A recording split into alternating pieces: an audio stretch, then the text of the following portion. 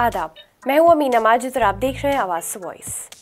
आज हम बात कर रहे हैं एक ऐसे ऐतिहासिक पल की जिसका गवाह बनने जा रहा है बेंगलोर। जी हाँ, बेंगलोर पेरिस ग्राउंड्स में 5 सितंबर 2025 को पैगंबर मोहम्मद सल्लल्लाहु अलैहि वसल्लम की 1500वीं जयंती के मौके पर होने जा रहा है इंटरनेशनल मिलादुन नबी कॉन्फ्रेंस।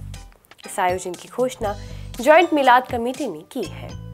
आयोजन समिति के उस्मान शरीफ ने कहा कि ये सिर्फ भारत ही नहीं बल्कि पूरी दुनिया के मुसलमानों के लिए अहम मौका है। शहर में इस वक्त चारों तरफ खास उत्साह का माहौल है। इस कॉन्फ्रेंस में देश और विदेश से कई बड़े इस्लामिक विद्वान, आध्यात्मिक नेता और राजनेता शामिल होने वाले हैं।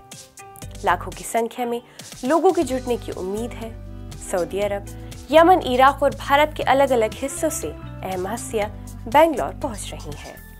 कर्नाटक और अन्य राज्यों के आध्यात्मिक नेता और मुफ्ती भी इस आयोजन का हिस्सा होंगे।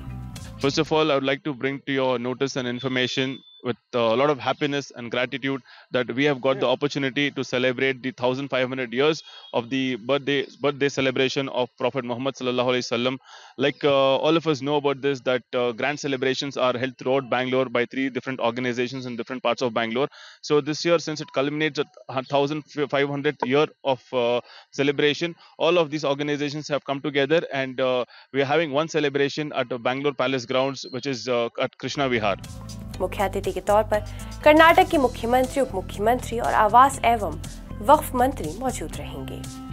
ये विविधता इस बात का सबूत है कि पैगंबर मोहम्मद सल्लल्लाहु अलैहि वसल्लम का पैगाम हर नस्ल, भाषा और क्षेत्र की सीमाओं से परे है। इस कॉन्फ्रेंस का मकसद है पैगंबर मोहम्मद सल्लल्लाहु अलैहि वसल्लम की शिक्षाओं पर जोर देना, उनकी जिंदगी के वो पहलू जो शांति, दया और पूरी इंसानियत की भलाई के लिए समर्पित रहे। ये सिर्फ एक धार्मिक सम्मेलन नहीं बल्कि एक ऐसा मंच है जहाँ से भाईचारे और अमन का पैगाम दुनिया के हर कोने तक पहुँचाया जाएगा। बेंगलोर में होने वाला ये कॉन्फ्रेंस इस्लाम की असली तस्वीर पेश करने की कोशिश है, एक ऐसी तस्वीर जिसमें इंसानियत सबसे ऊपर है।